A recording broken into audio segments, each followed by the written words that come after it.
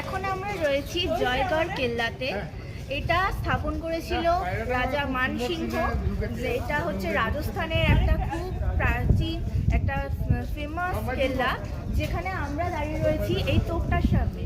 এই তোপটাকে বলা হয় হচ্ছে জয়বন্ত তোপ।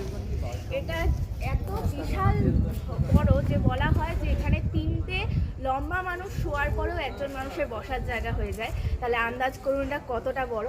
আর দেখতেও পাচ্ছেন চাকাগুলোর সাইজই কতটা বড়। বলা হয় যে এটা একবার চালানোর জন্য নাকি 100 কেজি বারুদ দরকার হতো, আর এর একটা তো 40 কিলোমিটার দূরে গিয়ে পড়তো। তো এখান থেকেই পরবর্তীতে মিসাইলের ধারণা পাওয়া যেতে পারে। এটা প্রাচীন ভারতের আধুনিকতার বুনিয়াদ। তো এখন আপনারা এই চারিদিকের পরিবেশটা দেখুন, এই কেল্লাটা দেখুন।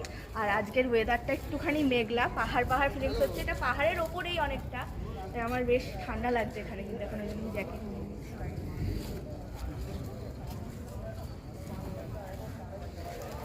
এটা 40 কিলোমিটার দূরে পড়েছিল, একবারই চালানো হয়েছিল। আচ্ছা, বল আর কিছু